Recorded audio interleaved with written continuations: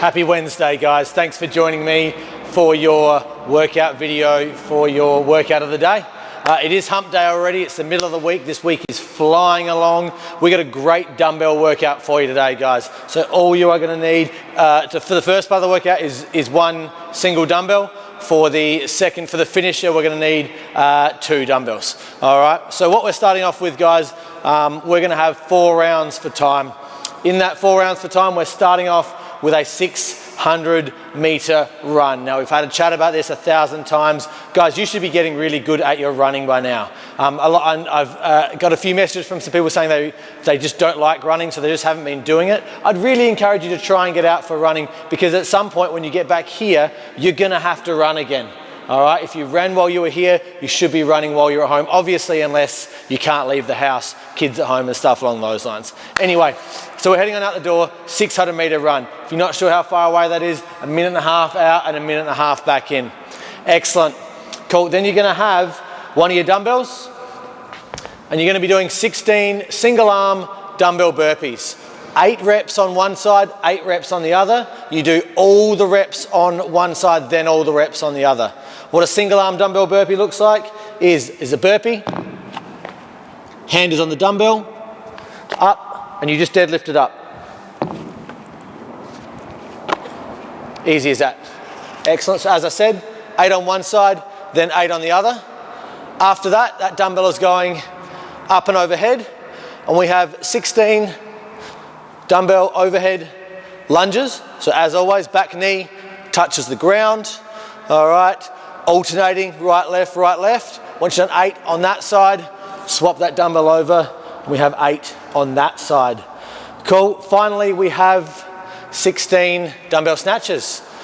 All 8 on one side.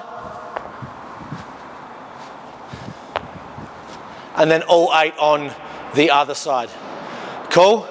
So 4 rounds for time of that, guys. Once we've done that, guys, have a little bit of a rest, bit of a recovery, grab a drink, get your heart rate down, and then we're moving on to your finisher.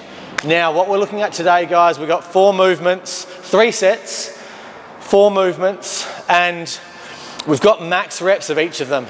Now, this is within reason. If you've got multiple sets of dumbbells, I don't want you choosing something too heavy or too light. I don't want your max set to be 3 reps, but I also don't want your max set to be 50 reps. So let's cap each of these movements, guys, just depending on your weight, at 30 reps. All right, if you get to 30 reps on any of these, or 1.5 minutes on the plank, then you can stop. All right, what it is to start off with, we're getting a bit of a bicep pump on.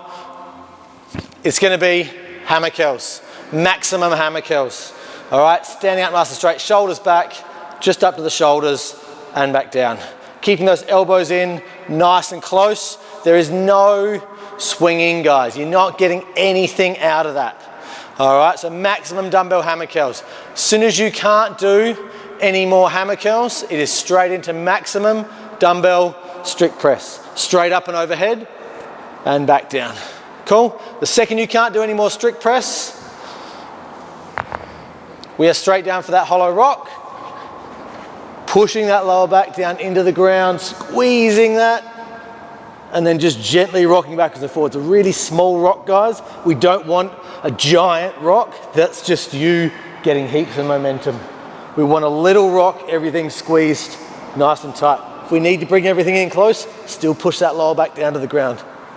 As soon as you've done max reps of that, or 30, we flip over for that plank, guys. On our elbows today, body nice and straight, holding it there for as long as you can, or 1.5 minutes. Once you've done that, rest as needed between sets, and then start your second set. We got 3 sets.